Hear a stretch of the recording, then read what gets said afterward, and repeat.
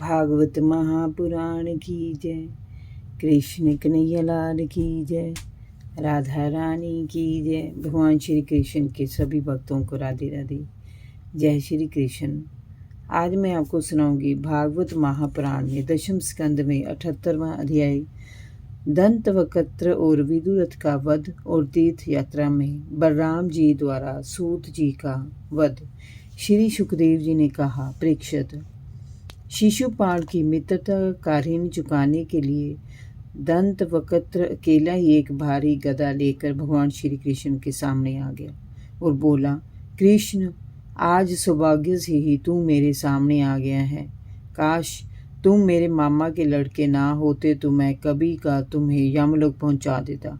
तुमने मेरे मित्रों को मारा है, इसलिए मुझे ना चाहते हुए तुम्हारा वध करना है। ऐसा कहकर दंत वक्त्र ने अपनी गदा का एक भीषण प्रहार श्री कृष्ण के रथ पर किया। उस प्रहार से श्री कृष्ण का रथ क्षतिग्रस्त हो गया। श्री कृष्ण एक भारी गदा लेकर रथ के ऊपर से नीचे कूद पड़े और उसका एक सीधा प्रहार दंत वक्त्र की छाती पर कर दिया। उससे दंत वक्त्र की छाती फट गई। वह मुंह से रक्त उगलता हुआ धरती पर गिर पड़ा और मर गया। उसके शरीर से एक ज्योति निकलकर श्री कृष्ण में समा गई। परीक्षित, दंत वक्त्र का एक भाई विदुरथ था। वह अपने भाई की मृत्यु से शोकाकुल हो गया। वह अपने हाथों में ढाल तलवार लेकर श्री कृष्ण को मारने की इच्छा से आगे आया। उसी समय भगवान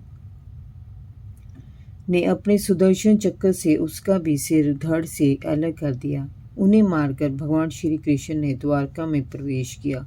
उस समय देवता, मनुष्य और बड़े बड़े ऋषि मुनि, सिद्ध, गंधर्व और विद्याधर उनकी स्तुति करने लगे। पुष्प वर्षा करके उन्होंने उनका स्वागत किया।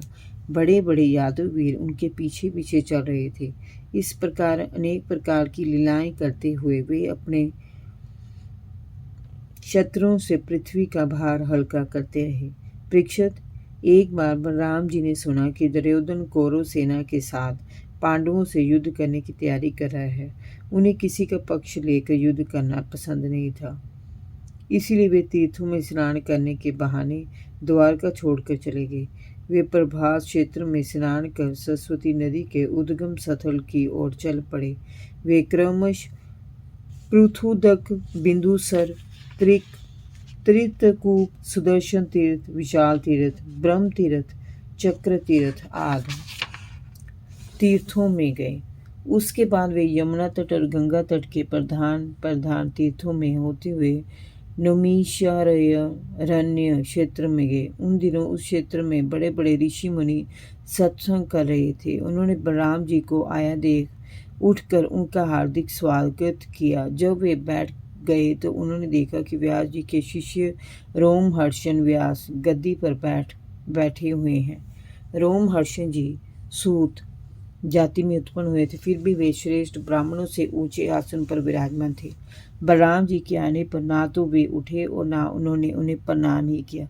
इस पर बलराम जी को क्रोध आ गया। उन्होंने कहा, ये रोमहर्षण प्रतिलोम जाति का होने पर भी इन श्रेष्ठ ब्राह्मणों से ऊपर बैठा हुआ है।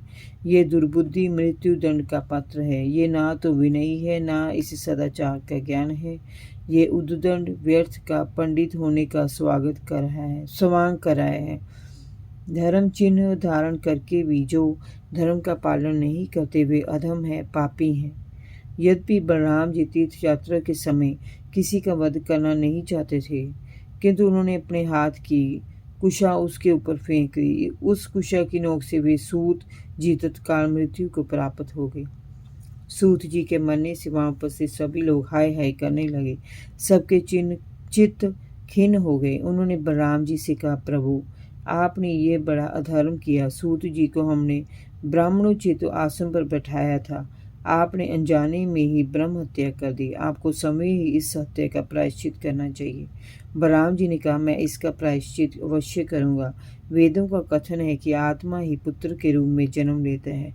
मैं अपने योग बल से रोमहर्षण के स्थान पर इनका पुत्र यहाँ उपस्थित करूंगा। वही आपको पुराणों की कथा सुनाएगा।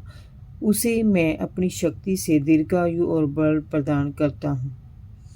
इस प्रकार सूत जी के पुत्र को वहाँ प्रतिष्ठित करके बलराम जी ने उनकी दूसरी इच्छा पूछी तो उन्होंने कहा, सौम्य, आप इलवल के पुत्र बलवल नाम के भयानक दानव को मार डालिए, क्योंकि वह प्राय हमारे सत्संग को पीप और मलमूत्र से दूषित कर देता है। उसे मारकर आप तीर्थों में स्नान करते हुए 1 वर्ष तक भारतवर्ष की परिक्रमा करें, इससे आपकी शुद्धि हो जाएगी। जय जय श्री राधे।